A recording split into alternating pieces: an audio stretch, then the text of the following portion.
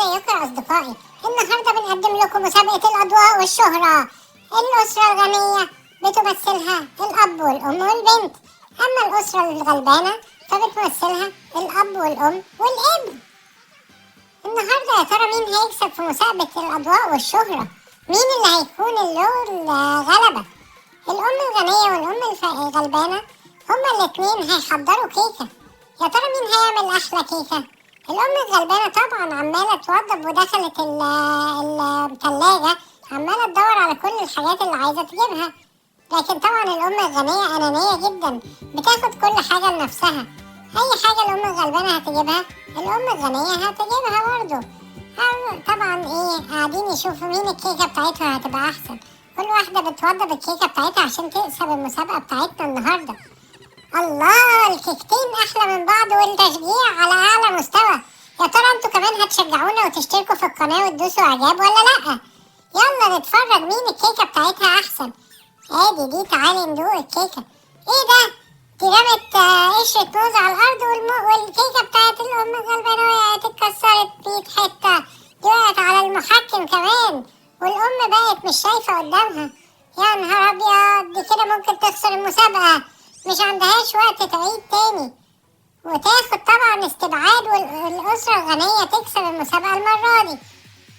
دي حاجة ده كده اسمه غش ولا اسمه ايه ده؟ طيب اما نشوف تاني مسابقة. سبق جري بسرعة بالباسكت بتاع السوبر ماركت. البنت عمالة تعمل ايه ده؟ دي بتدخل بيانات على الكمبيوتر وخسرت المسابقة. ايه ده حطت له أكل كتير جدا في الباسكت بتاعه وهي جابت لنفسها عجلة. ده حاجة صعبة جدا، كسبت المسابقة عشان صعبتها على الولد. بس ازاي قدرت توصل بالتكنولوجيا للموضوع ده؟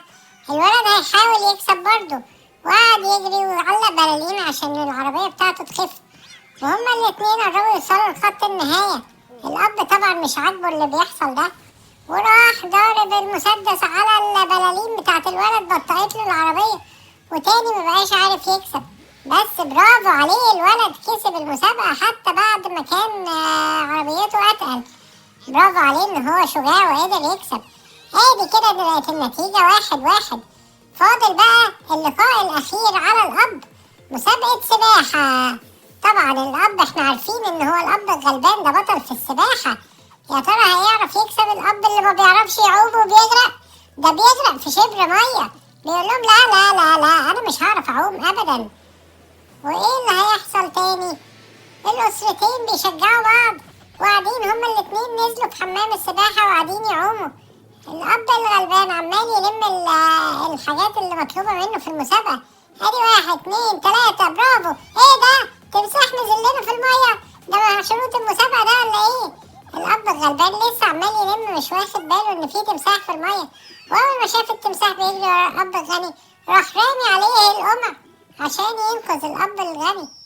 ودلوقتي هنعد عدد الأقماع. الأب الغلبان عنده قمعين، والأب الغني هو كمان عنده قمعين، يعني كده تعادل في عدد الأقماع. الأب الغني قرر إن هو يعترف بحاجة، اعترف إن الأب الغلبان أنقذه بإن هو رمى القمع التالت على راس التمساح، وبكده يبقى النتيجة 3-2. ده اعترف كمان بكل الحاجات الغلط اللي عملوها، والأسرة الغلبانة كسبت البيت مسابقة الفقرة، وبقت النتيجة إن الأسرة الغلبانة كسبت. يا سلام، أخيرا والست بقت عارفة تلبس لبس شيك والحياة بقت جميلة. البنت زعلانة طبعا، بس الولد ادالها بوكيه الورد الجميل ده. يا سلام عليك، دي النهاية السعيدة للفيديو بتاعنا النهاردة. ما تنسوش بقى يا ريت تدوسوا إعجاب وتشتركوا في القناة وتفعلوا الجرس عشان تشوفوا كل فيديوهاتنا الجاية.